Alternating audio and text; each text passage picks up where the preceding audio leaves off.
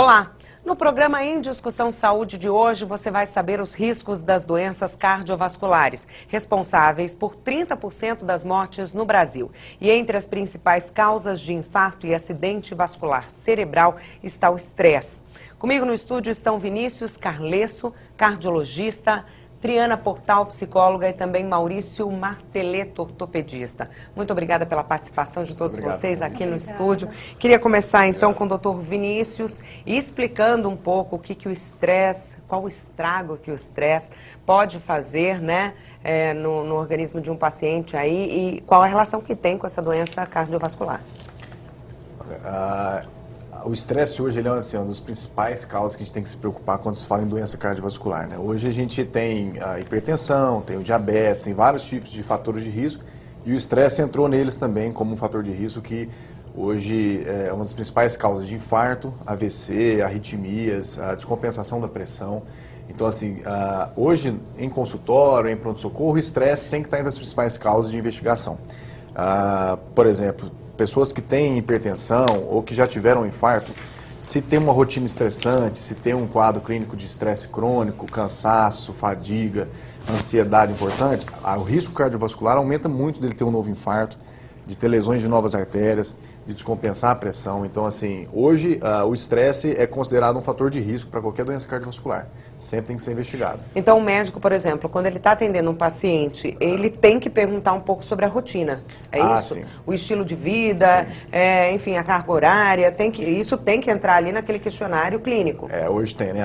O questionário clínico da anamnese que a gente fala, né? Tem sim. Hoje a gente sabe que o estresse ele é um ciclo vicioso. A pessoa que é estressada, ela se gera um auto-estresse, ela tem uma rotina estressante, então ela dorme mal, ela come mal, ela não faz atividade física, e aí o estresse vai se perpetuando e aí os problemas só vão aumentando.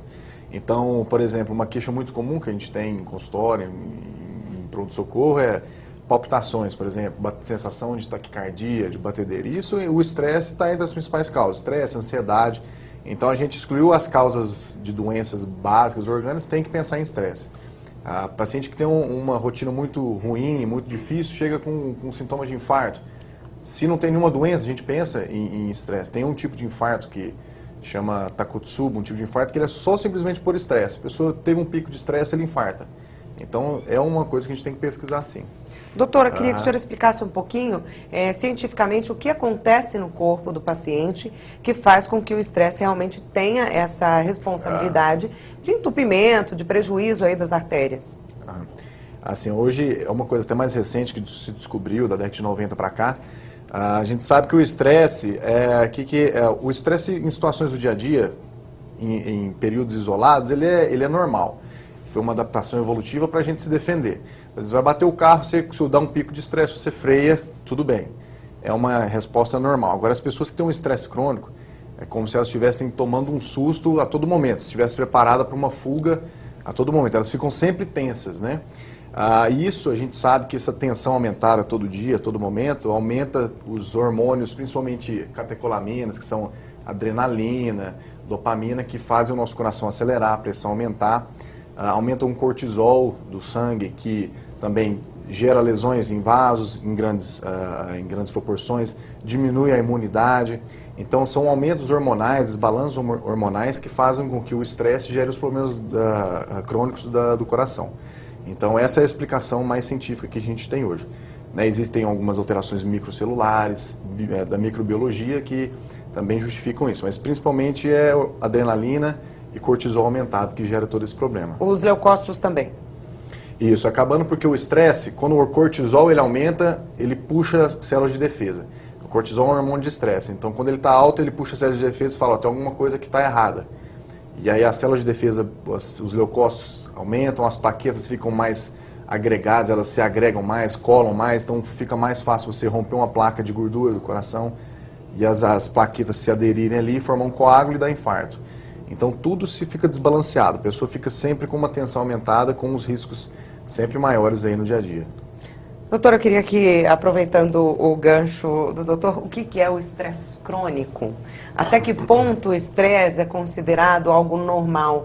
Como que o paciente pode fazer essa análise, analisando a própria vida, né? Ah, eu estou correndo, eu estou no trabalho, eu estou cuidando dos filhos, da casa, isso é normal. Como é que ele sabe quando passou um pouquinho do limite, quando chegou nesse estágio de estresse crônico? Então, o estresse, como ele falou, ele vem num primeiro momento, né? A gente pensa estresse como uma coisa negativa, mas o estresse, ele nasce, vamos dizer, ele existe na gente para uma coisa positiva, que é para nos deixar alerta para um perigo, e no caso da gente aqui é para a gente ter motivação. Então, por exemplo, eu tenho uma apresentação aqui com você, eu preciso estar atenta ao horário e tudo isso, então me motiva a estar aqui, né? Porque se a gente não tiver estresse nenhum, a gente fica... O estresse está ligado à preocupação, então? A preocupação, sim, também, mas é uma coisa de motivação, quando ele é positivo, né? O que ele começa a ficar patológico quando ele tem muita intensidade e frequência, né? Então, a pessoa que sempre, e algumas personalidades, alguns tipos de temperamento, são mais propensos. Então, as pessoas mais perfeccionistas, as pessoas que precisam mostrar resultado para os outros, né, que elas acabam sofrendo mais com isso. Pessoas pessimistas, né, elas querem dar conta de mais coisas do que elas conseguem. E hoje em dia a gente tem uma coisa assim que acabou ficando cultural, que a gente valoriza quem é acelerado.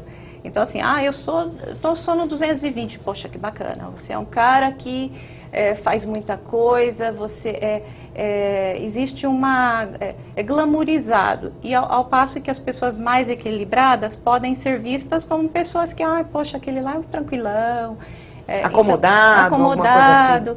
Então a pessoa gosta, ela sente que ela está estressada, porque, né, o corpo dá sinais, a pessoa começa a ficar sempre irritada, aquela pessoa que te interrompe quando você está falando, né, está no trânsito, abrir o sinal, ela já começa a buzinar, não deu nem tempo de engatar a marcha.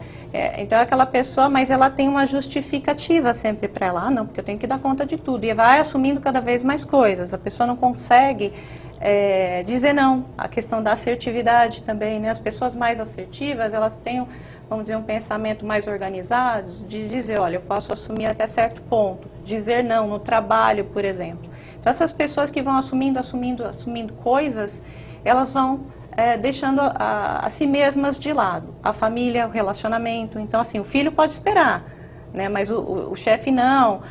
Uma coisa que vai aparecer que não é de dentro de casa, não pode ficar para depois. Então, essas pessoas vão acumulando, né? E chega em um momento, assim, acho que numa terceira fase, vamos dizer, porque a pessoa vai entrando num contínuo aí de um funcionamento.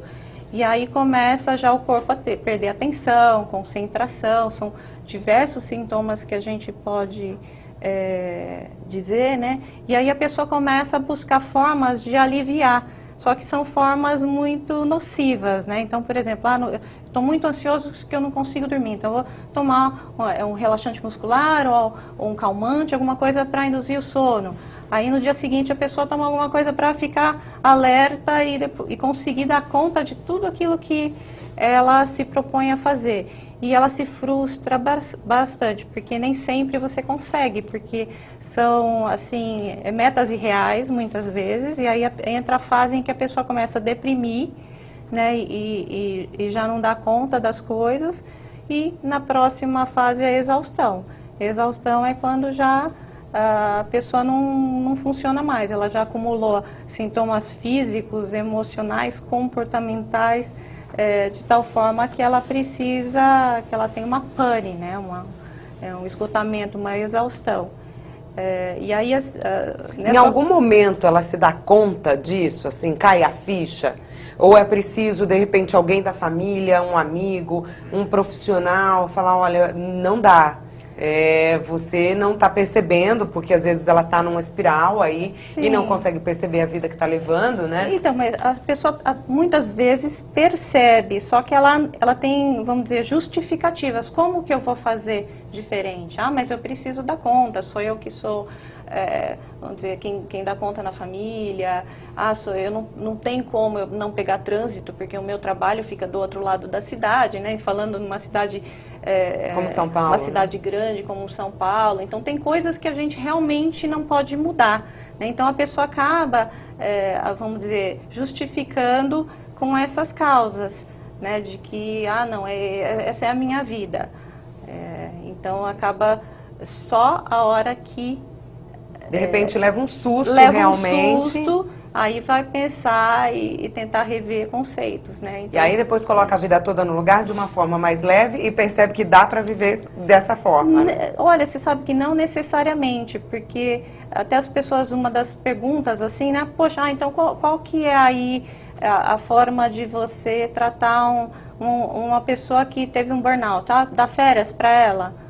Tudo bem, ela fica um mês de férias, ela vai para um spa, ela fica lá relaxando, só que aí ela vai voltar para o mesmo ambiente e para os mesmos estressores, porque o que a gente tem que ter, assim, primeiro uma mudança, assim, da pessoa, né, de como ela pensa a vida, mas a retirada dos estressores, que é uma coisa importante, porque senão você pode lançar mão de diversas terapias. Então eu vou fazer acupuntura, eu vou tomar a medicação, eu vou fazer massagem, eu vou fazer mindfulness, meditação e tudo isso, só que o estressor continua lá. Então você vai ficar sempre matando uma coisa que está se retroalimentando, né, do estressor. Então, aí assumir algumas coisas e às vezes são escolhas difíceis, né?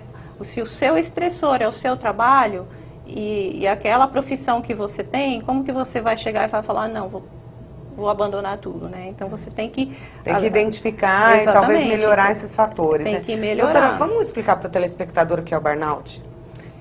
Que a senhora citou, né? É uma síndrome de exaustão, é isso? Síndrome de exaustão. Ela normalmente ela é associada assim ao profissional, né? Alguma coisa relacionada ao trabalho. Então se fala de burnout porque é alguma coisa que foi ocasionada dentro do trabalho, mas só que a pessoa já tem uma estrutura de propensão, porque algumas pessoas elas são mais resilientes, ou elas são mais preparadas, ou elas não são tão sensíveis ao estresse. Talvez porque elas se posicionem melhor, né? Porque elas não sejam tão perfeccionistas, não tão pessimistas, enfim. Então existe já uma predisposição ao estresse, e essas pessoas elas no trabalho acaba acontecendo a exaustão, mas só que juntamente com outros fatores, né? Assim, se a pessoa já tem família, outras questões que vão se somando, mas o burnout hoje em dia ele é entendido como um esgotamento profissional. Queria trazer o Maurício ao trabalho para a discussão. O que tudo isso reflete no corpo, né? Acho que deixa tenso só de exemplificar um pouco, né, há vários aspectos que a gente pode discutir com relação a, vamos dizer, aparelho locomotor de uma forma geral, mas do ponto de vista médico, né, ortopédico de forma geral, diria.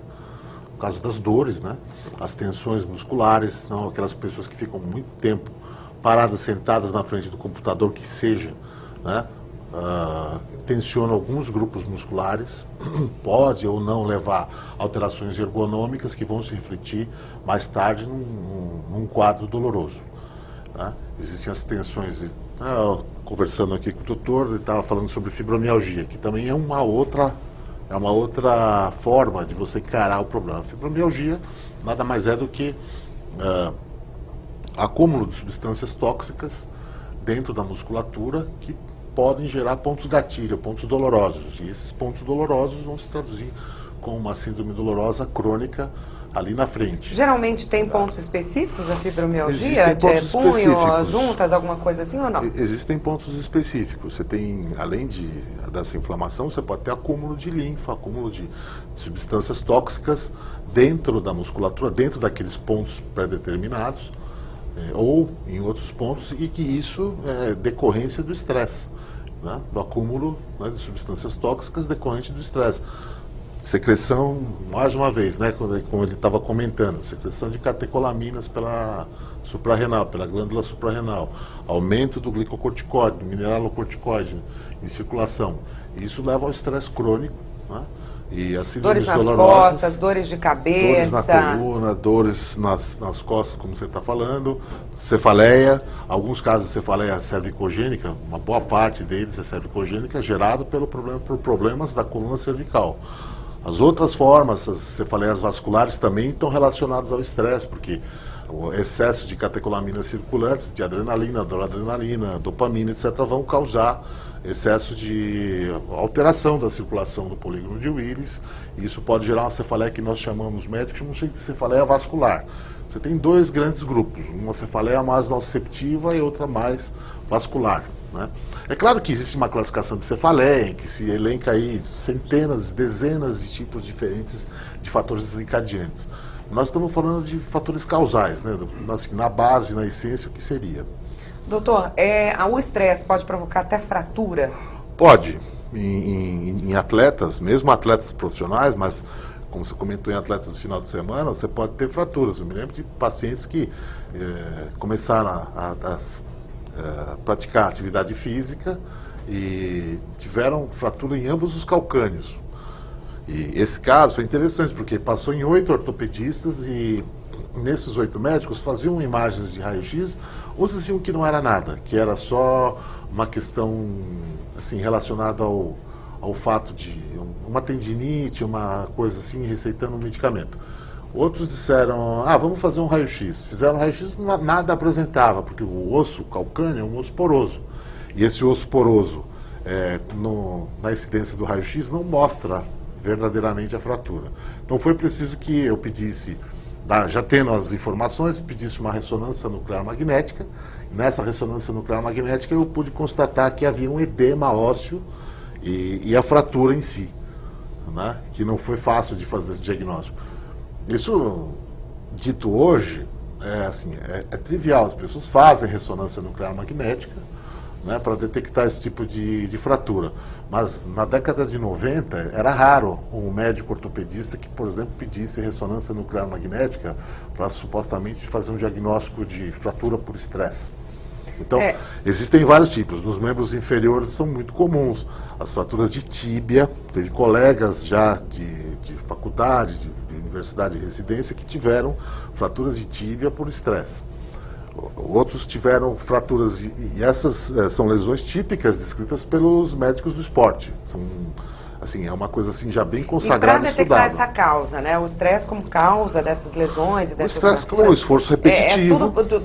Pelo histórico desse paciente, realmente tudo isso é levantado para que se chegue a esse diagnóstico. Claro, né? Muitas vezes é necessário levantar uma série de informações na anamnese para que você consiga suspeitar e fazer o diagnóstico através dos exames ou baseado na sua clínica, mas, né, com o auxílio dos exames subsidiários. Doutor, quando um paciente procura o senhor com, eu estou com uma dor, ou eu estou com incômodo, eu preciso passar por uma bateria de exames, nesse momento em que o senhor levanta todas as possibilidades, hereditariedade, fumo, sedentarismo, enfim, todas as diabetes, pressão alta, né, todo o histórico do paciente, se ele tem também o estresse, como é que é trabalhado nesse paciente a orientação para que ele procure cuidar desse estresse? Porque pode ser, sim, um fator muito perigoso, somado-se a outros, enfim, para a saúde dele. Essa é uma boa pergunta, porque até uma queixa comum de consultório. Às vezes o paciente vem para a gente encaminhado por queixas inespecíficas. A gente pede uma bateria de exames, que sempre a gente pensa primeiro nas causas mais graves, né, que já tem, a pessoa já talvez teve um infarto, coração fraco, hipertensão. A gente sempre preocupa com isso primeiro, não que o estresse não seja um fator de preocupar, mas a gente foca em tentar achar uma doença. A maioria, muitas das vezes, vem os exames todos normais e o paciente já tem as queixas, ou às vezes está sentindo mal-estar inespecífico, está com o exame de sangue normal, está com o exame do coração normal, e aí a gente tem que começar a trabalhar o estresse, né? Porque a gente sabe que o estresse realmente ele diminui a qualidade de vida, e para jovens não tem tanto impacto na questão do coração, por exemplo, para infarto, para problemas de hipertensão, mas ali da meia-idade, 40 para cima, a gente já sabe que vai ter problema do coração quem não se cuida da parte do estresse. Então, o que a gente orienta? Tanto quem tem doença do coração, quem não tem com estresse. A gente orienta sempre mudar o estilo de vida. Hoje é uma coisa muito falada, mudança de estilo de vida, né? A gente tem um estilo de vida hoje totalmente incompatível com o nosso corpo. A gente não está acostumado a ficar 10 horas sentado, comendo açúcar 24 horas, ou comendo gordura o tempo todo, ou nessa correria que ela citou, de vai para cá, busca alguma coisa, pega um trânsito. A gente não foi adaptado. Isso é uma coisa da modernidade, de 30, 40 anos para cá, né? Que se piorou muito isso. Então a gente falou, é difícil você mudar a sua rotina, o seu de trabalho, mas você tem que encaixar algumas coisas na sua rotina para você melhorar isso. E as melhores coisas para se mudar são principalmente a questão da atividade física. A maioria dos pacientes que é estresse, eu falei, elas vão se autoalimentando o estresse, né? Então o paciente está estressado, ele chega em casa, quer ficar quieto, quer dormir, não quer conversar com ninguém, então ele se limita. Não pode. A pessoa agora que está estressada, está assim, aí que ela tem que procurar uma atividade física, gastar energia. Tem situações piores, né? Em que a pessoa que está estressada, de repente, vai lá e desconta na comida, na bebida. Exatamente, começa a fumar, e aí piora ainda mais, né? É pior do que chegar em casa e não fazer nada. Porque muito do estresse, ele vem associado com alguns transtornos emocionais e psiquiátricos que ela bem citou. A maioria deles é transtorno de ansiedade associado. Quem é estressado fica preocupado. Será que vai dar tempo? Às vezes é um exemplo. Será que vai dar tempo de eu entregar o trabalho? Será que vai dar tempo de eu chegar? E começa sempre a estar correndo atrás do relógio. Aí fica ansioso, aí começa às vezes a ter transtorno de ansiedade generalizado, fobias de ficar em ambientes com muita gente, tem problemas de pânico. E isso tudo a longo prazo piora o coração, faz a pessoa descontar na comida ou não descontar, ou ela engorda muito, ou ela emagrece muito. Então, descontam também na atividade física, física. Aí tem essa descompensação. Contraposição, essa descompensação, por exemplo, se o indivíduo não está preparado, se o esqueleto não está preparado para aquele tipo de carga a que ele está sendo submetido, então você pode ter os traumas por estresse. E não é só fratura, não, as tendinites, as bursites, as lesões por esforços repetitivos, etc, etc. As ites, né? A gente as ites costuma da falar vida, das ites. porque o indivíduo pode trabalhar com o mouse, mas chega em casa, o que ele vai se fazer? Ele vai se divertir no computador, no jogo, ou então ele, entendeu? Vai permanecer mais tempo ainda sentado e isso vai causar um estresse. Tem gente que começa a descontar em álcool, em tabagismo, em drogas ilícitas e começa em café. Então a pessoa sempre tenta desviar o foco, né? Eu acredito que a doutora pode falar bastante disso. São muletas, é isso? Exatamente. São as famosas muletas aí? Eu não sei, assim, acaba virando um caldeirão de comorbidades, né? Então a gente depois chega um momento em que você nem sabe, né, o que foi, de onde você começou, e são várias coisas, mas eu acho que essas muletas é o que, não sei se eu chamaria assim, mas essas saídas, né, essas válvulas de escape são o que a pessoa mais facilmente tem à mão. É muito difícil você se reestruturar internamente e deixar de acreditar em algumas coisas. Como eu disse, as pessoas mais estressadas são as mais ansiosas e elas valorizam muito o fato delas serem pessoas agitadas, né? Então, como se fosse uma virtude. Não, mas eu sou assim, né? Então, assim, ninguém me acompanha. Então, é aquela coisa que também, culturalmente, a gente... a pessoa tem que correr atrás. Então, a gente vê muitos cursos, livros que induzem a pessoa a ela tentar otimizar ainda mais o tempo dela para ela conseguir encaixar mais coisas na vida dela. Então, você vê, é uma coisa que o ambiente também proporciona. Então, ao invés da pessoa voltar para dentro de si e pensar, poxa, né, então, se eu estou muito estressado, quem sabe estar com amigos e família e com as pessoas que eu gosto é uma forma de eu liberar tensão e tudo isso. E a pessoa acaba se isolando. Então, quando ela se põe na frente de, vou assistir 5 séries ao mesmo tempo. Eu estou relaxando, não, mas eu estou na frente de uma tela, né, eu estou cansando o cérebro. Até porque essas pessoas não conseguem relaxar. É aquela pessoa que está com o pensamento acelerado, aqueles pensamentos invasivos. Então, ela não relaxa, né, então ela está colocando mais informação dentro de um cérebro já cansado, ela não consegue relaxar. E pior ainda, depois ela se sente culpada, porque perdeu tempo, gastando um tempo com ócio, vamos dizer assim, porque essa pessoa está sempre pensando no amanhã. Não, amanhã eu tenho que ir a uma reunião, amanhã eu tenho que fazer isso, eu tenho que... então a pessoa depois ainda sofre a culpa. Doutora, a senhora falou uma coisa que é muito importante, me chama a atenção. O ócio, ele é positivo, né? Ele é necessário. Sim, ele é necessário, ele é positivo, principalmente para as crianças, né? Então, hoje em dia, as crianças, elas têm uma rotina de executivos, E não tem mais aquele momento em que a criança pode relaxar, não fazer nada simplesmente, né? Os pais, às vezes por necessidade ou porque acham que é importante já preparar para um mundo tão assim corrido essas crianças, e você vê ansiedade em crianças também. É crescente a ansiedade e depressão infantil. As crianças que praticam esporte, fazem coisas fora da escola, fazem na escola e são cobrados pela escola, né, ou pelos próprios pais para serem os primeiros, para terem essas coisas. A gente vai voltar nesse assunto daqui a pouquinho. O programa em Discussão Saúde faz agora um rápido intervalo, não saia daí que a gente volta já já.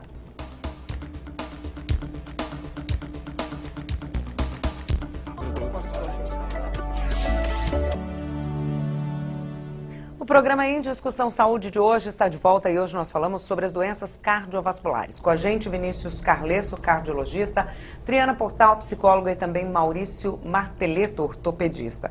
No bloco anterior, a gente estava falando, a doutora estava falando sobre a rotina das crianças, né? Que hoje criança tem rotina de executivo e isso traduz muito bem, né, uma realidade aí. A mãe vira mãe turista e aí tem que levar na escola, no balé, no judô, no inglês, enfim, a criança tem aquela rotina a semana toda preenchida, né? O dia todo preenchido com uma série de atividades, né? Já é uma criança estressada, a gente pode dizer assim ou não?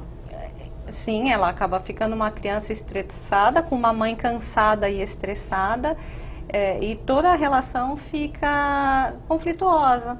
Então, essa mãe estressada, por exemplo, vai ser aquela mãe que à noite ela fala, eu quero um momento para mim. Então, a criança passou o dia inteiro longe da mãe, aí vai pedir para a mãe, olha o trabalhinho que eu fiz na escola, olha, eu queria te contar alguma coisa, mas agora não, agora é meu momento. E a mãe está lá nas redes sociais e tudo isso. Então, aí você fala, poxa, mas quem que está errado? Que mãe ruim, mas essa mãe também está cansada e ela está buscando uma forma de se desestressar. Então, assim, é o que eu falei, a gente tem muita informação, acúmulo de coisas, né, e a gente interage cada vez menos.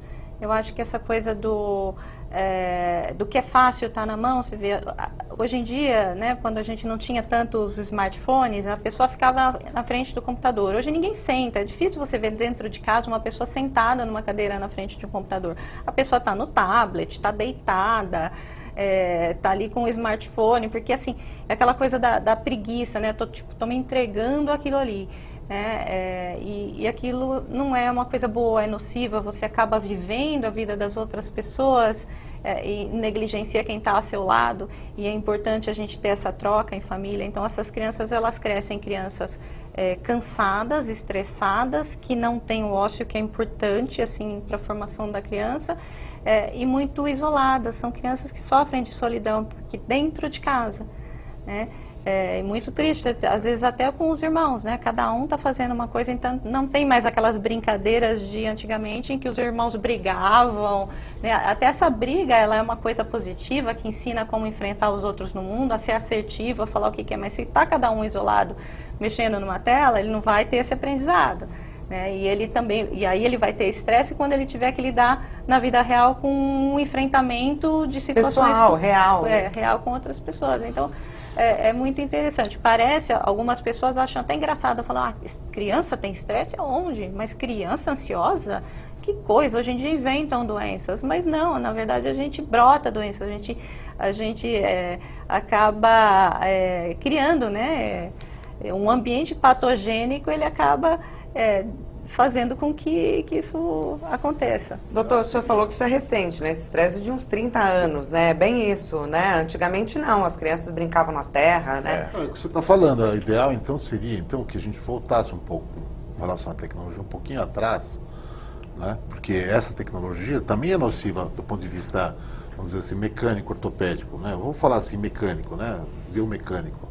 Porque isso, o fato das pessoas estarem hoje isoladas nas suas respectivas redes sociais, né, com um tablet, um celular na mão, também ocasiona lesão por esforços repetitivos, alterações na coluna cervical, até o novo CID, que foi liberado ontem, né, que vai, o CID-11, que começou ontem, que vai ser implementado agora a partir de 2019, fala sobre isso daí, sobre esse assunto também, sobre a doença da tecnologia, modificou vários dos códigos utilizados, já está no próprio Código Internacional de Doenças. tudo é preciso saber usar, né? Inclusive a tecnologia para tentar diminuir ou minimizar um pouco os efeitos do estresse que já existe, né, na vida de todo mundo. Hoje a mulher foi para o mercado de trabalho, ela trabalha fora, ela tem que cuidar de casa e da família, cai um pouco naquilo que a doutora já citou, né? Mas eu vou fazer academia, eu vou para academia, mais uma coisa, eu não tenho tempo e etc e tal, né? Então, assim, até para diminuir um pouco, tem que saber medir, temperar direitinho cada item, cada ingrediente da vida, né? Doutor, quando um paciente está lá, o senhor vai prescrever um medicamento, 2 doses disso ou daquilo e tal. É mais fácil o paciente passar numa farmácia, comprar um medicamento e realmente tomar e fazer uso em casa. Mas quando a prescrição é uma mudança no estilo de vida, como é que faz? Será que esse paciente não tem a farmácia para ele ir lá e comprar a mudança e tomar 2 vezes ao dia e resolveu? Esse é um grande problema que a gente enfrenta no dia a dia, né? Porque as pessoas hoje esperam, com tanta tecnologia, com tanta coisa fácil às mãos e as coisas acontecendo com tanta facilidade e rapidez, que vai chegar no consultório e vai ter uma pílula mágica para tomar essa pílula de mudança de vida, toma ela que você vai emagrecer, vai ficar mais tranquilo, sua pressão vai melhorar, e não existe isso, né? Eu gosto de falar para os pacientes que é assim, a gente tem um corpo que de 30 anos para cá não acompanha essa mudança.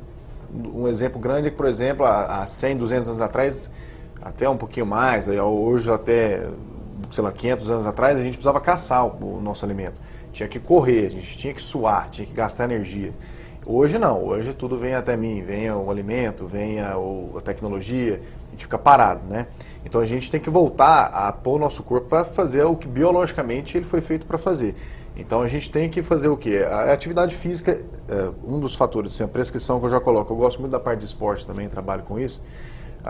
Em pacientes cardiopatas ou atletas, enfim, tem que tentar encaixar o estilo de vida do exercício físico, por exemplo, na rotina dele. Tentar encaixar a dieta adequada para aquele estilo de vida dele. Eu tenho que tentar encaixar tudo isso, porque senão ele vai me abandonar, não no sentido, assim, abandonar um médico. Ele vai abandonar a medicina, vai desacreditar, não está me adiantando, eu vou viver minha vida estressante.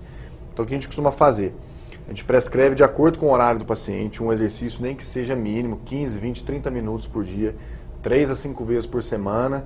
O que eu costumo fazer é de 3 a 5 vezes por semana, 30 minutos de atividade leve a moderada. Nem que seja uma caminhada no plano, isso mais para idosos, pacientes adultos, né?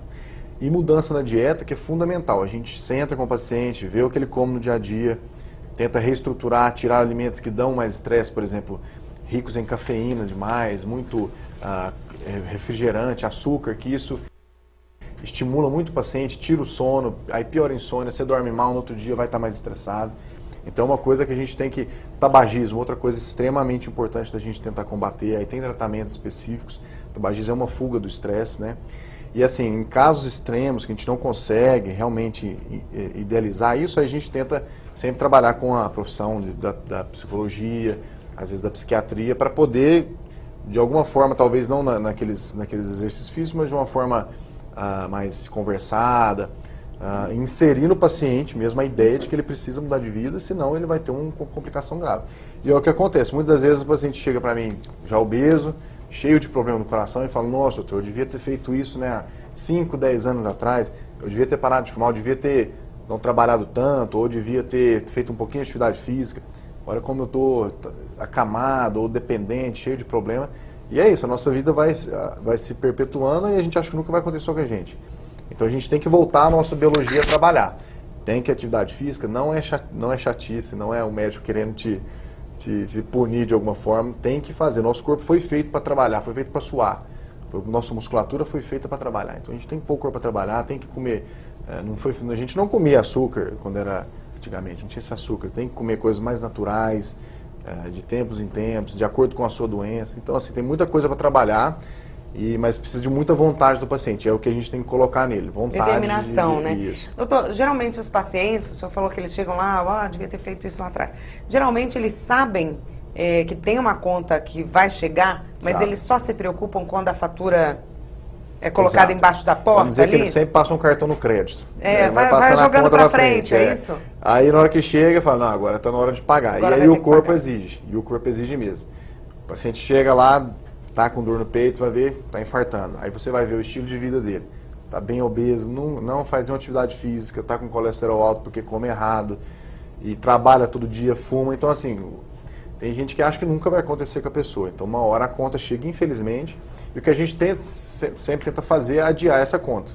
E consegue muito. E adiar essa conta com qualidade de vida, que é o mais importante. Porque não adianta você viver muito e viver com qualidade de vida ruim, acamado, dependente. As pessoas têm que chegar, igual a gente estava discutindo antes do programa, a expectativa de vida hoje é 78, 80, daqui 30, 40 anos vai estar mais. Então a pessoa tem que chegar com 80, 90 anos bem, fazendo independente, fazendo as coisas sozinha, com uma qualidade de vida boa, sem estresse, porque uma hora a conta chega e o corpo cobra mesmo. E é esse que é o problema. Muitas vezes a pessoa só sabe dos problemas ou do estresse que passou por tudo na hora que a conta chega mesmo, na hora que o coração está pedindo ajuda, na hora que os rins estão pedindo ajuda, na hora que a cabeça está pedindo ajuda, uma ansiedade, depressão, insônia. Então, sempre a hora de mudar é agora. Tem muita gente que fica postergando. Ano que vem, quando eu melhorar meu emprego. Não, é agora. Vamos ver o que a gente aos pode 40, fazer. aos 45, Isso, né? não, eu ainda estou com saúde, vamos ver. Não, é agora, porque senão mais para frente o corpo vai cobrar de acordo com o que você fez.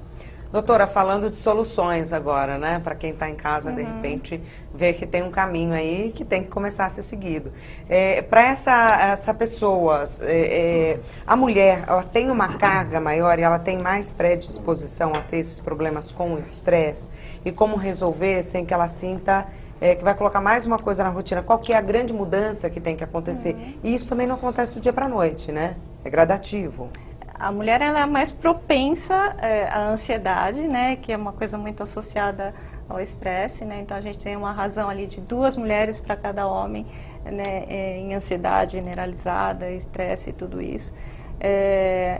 Mas eu acho que, assim, pensar em caminhos, eu acho importante, né, ouvindo o doutor falando aqui, quando ele prescreve alguma coisa, então muitas vezes, assim, o remédio ele vem no topo da linha. Então a pessoa fala, poxa, o remédio eu tenho que seguir direitinho porque essa é a coisa mais importante. Então, o exercício físico para o paciente às vezes não faz muito sentido. Parece que assim é uma perfumaria. Ele tem que entender assim que o exercício físico ele traz mudanças assim. O cérebro vai produzir mais endorfina, né, ele vai ter uma resistência funcional maior no fim da vida. Então ele está preparando o corpo dele para funcionar melhor. Então ele tem que entender o que de bom ele consegue de fato, né? Poxa, é bom comer direitinho, é bom dormir direitinho, mas por quê, né? Que dano vai causar para você se você não dormir direito, se você não dormir as horas necessárias? Então a pessoa muito ansiosa, estressada, dorme 5 horas por noite, né? Ela come muito rápido, porque ela precisa ter aquela urgência. Às vezes não come, às vezes come muito rápido, está olhando o celular ao mesmo tempo, né, come aqui, olha o celular ali, né, fala ao telefone, né, então aí a parte do doutor, eu já vejo muita gente por aí assim, carregando o telefone aqui, a bolsa porque está com as aqui, 2 mãos ocupadas, né, e aí fica, né? Então está falando o telefone, está carregando a bolsa, está pegando o negócio no chão. É o dia a dia de muita gente, né? Então fala, poxa, mas é isso que a pessoa tem. Mas então é entender, primeira coisa, assim, a pessoa entender passo a passo o que cada coisa leva, né, e não só porque o remédio é o mais fácil mesmo, né, e fazer mudanças até do que a pessoa acredita. Não, mas eu quero aprender a saborear. A gente não saboreia mais nada hoje em dia, né, então assim, a gente quer acumular muita coisa. A tudo, né, nem comida, tudo, nem momentos, nada é saboreado, né? Sim, então as pessoas hoje têm assim, vamos dizer, muito mais possibilidades do que antigamente, mas se você acumula até para uma criança, né, e produto a mesma coisa. No mesmo dia você tem uma festa, você tem almoço, você tem o shopping, você tem o filme. Você consegue dar conta de pôr isso tudo dentro do seu cérebro, né? Assim, o filme passou, depois a pessoa pergunta, ela nem lembra. Filme, foi legal, que filme mesmo que foi que eu assisti, porque muita coisa, as coisas não são saboreadas. Então, eu acho que precisa, no caso das mulheres, né? As mulheres, elas tendem a delegar muito pouco, né? A assumir muito para si. Então, assim, o marido quer ajudar. Não, você não faz direito, deixa que eu faço, que senão você não vai dar conta das crianças. Então, com isso... abraça tudo, acaba abraçando tudo, né? E a mulher tem um lado também, que é os hormônios femininos a protegem de estresse, como o infarto do miocárdio e outras doenças degenerativas. Dá esse equilibrado, é isso, né? Tem esse outro lado. Exato, enquanto os hormônios estão em alta. após a menopausa, esse quadro muda. Então ela fica mais vulnerável ao estresse, como infarto, como acidente vascular cerebral e entre outros, né? Todos Então ela tem essa considerados aí. contrapartida aí. E Ela os tem essa homens proteção também, né? Ele tem uma relativa. contrapartida ruim que, não sei se mudou, mas os homens não eram, pelo menos, muito atentos à saúde, né? Assim, exames de prevenção, exames periódicos, é isso, doutor? Como é que está esse cenário? Isso historicamente ainda a gente está tentando mudar isso, né, a medicina como um todo, a tentar chamar o homem para se cuidar. A mulher se cuida muito melhor que o homem, a gente sabe, só de ver a expectativa de vida da mulher, ela é em torno de 5 a 10 anos maior que a do homem, né? Tanto por fatores hormonais do começo da vida, mas como porque ela se cuida. A mulher, ela sente alguma coisa, ela vai no médico, ela procura, né? O homem tem ainda um preconceito, né? Não melhorou bastante, mas ele tem um certo preconceito de buscar ajuda, ou de ver o que está acontecendo. Às vezes por medo de ver o que está acontecendo, ou às vezes porque a rotina vai atrapalhar a rotina dele, ou porque ainda tem algum preconceito com a busca da ajuda.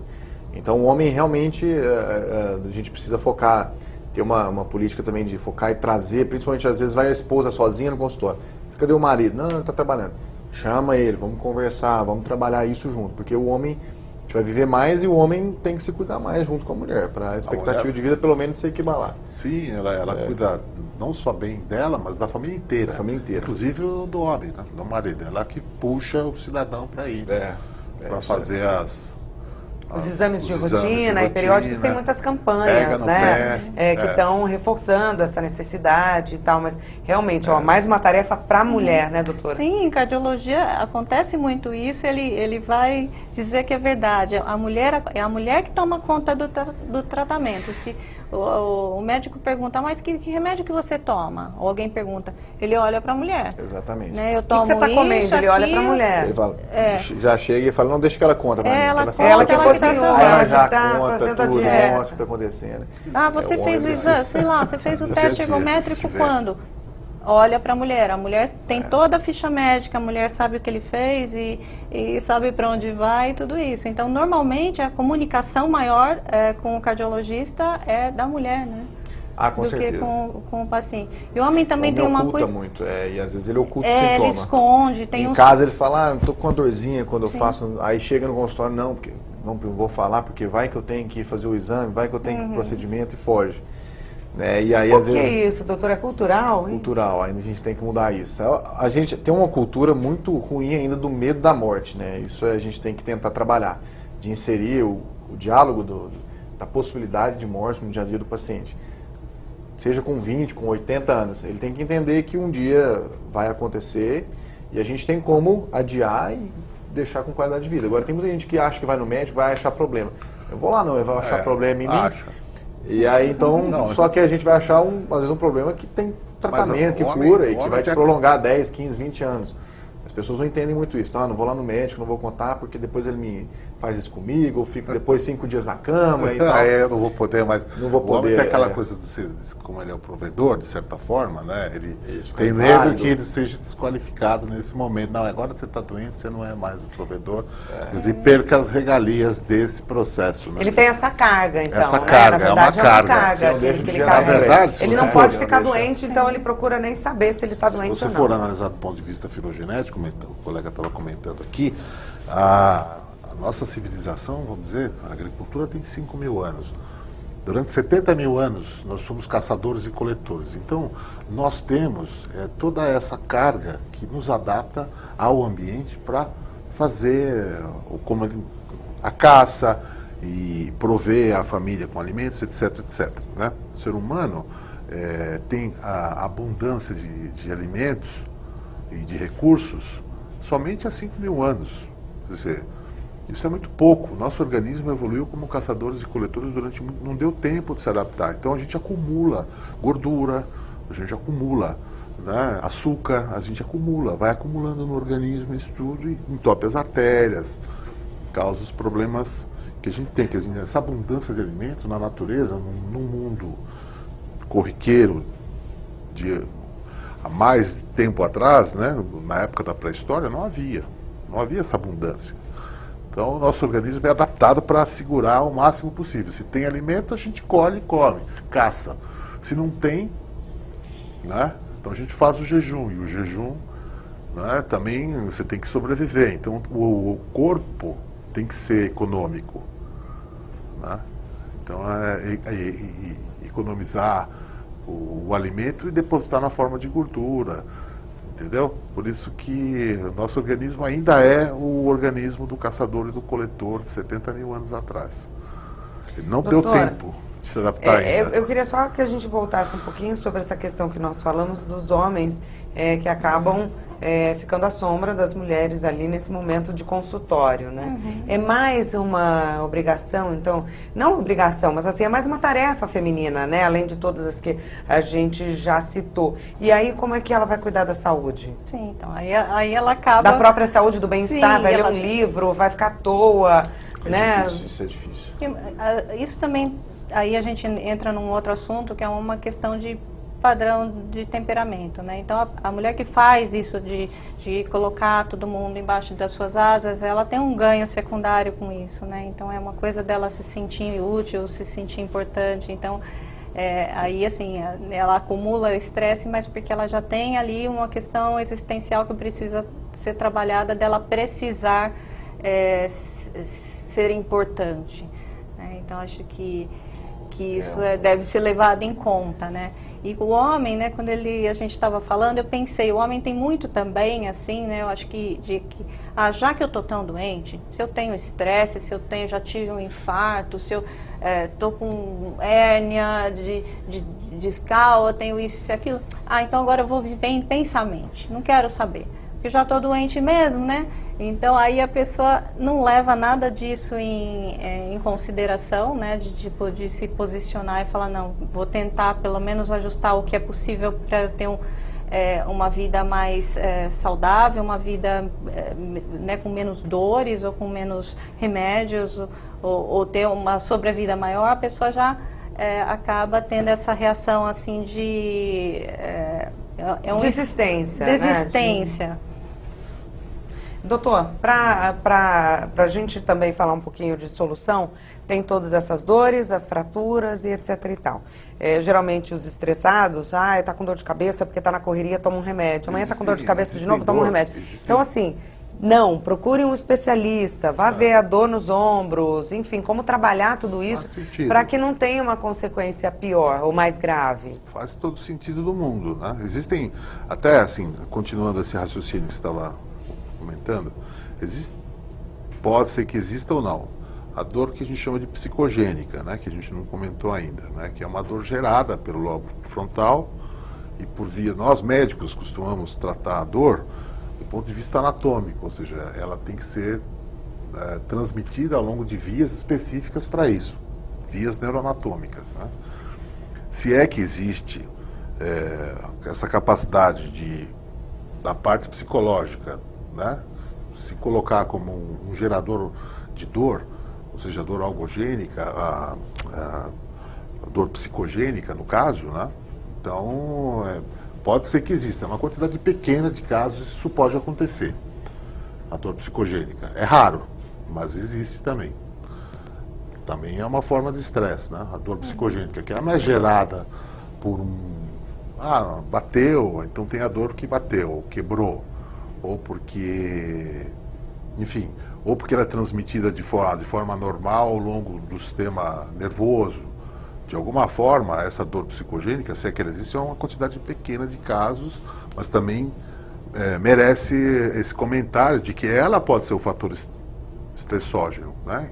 O gerador dos problemas todos. Então, é uma colocação que se faz. Agora, a sua pergunta não era exatamente sobre isso, era sobre... É importante, assim, que as pessoas, ao sentirem esses sintomas já físicos, né, procurem logo uma orientação profissional, né, para tratar dessas dores. O médico, o cirurgião ortopédico... através de uma fisioterapia. Sim, ele é o melhor profissional para acompanhar, porque esse profissional, ou o neurocirurgião, ou o fisiatra, ou o ortopedista, ele conhece a história natural daquela doença, ou seja, ele sabe onde aqui vai chegar. Se tratar, se não tratar, se tomar o remédio, se não tomar o remédio, se fizer fisioterapia, se não fizer, se operar, se não operar.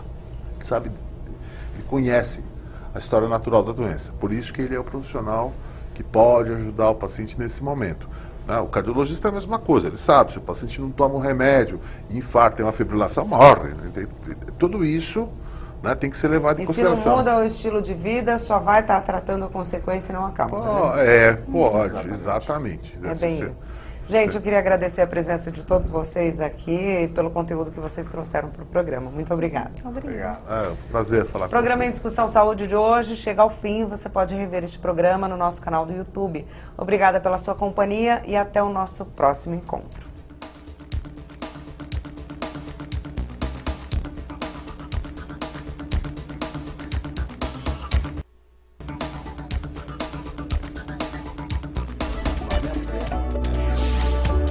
Uma situação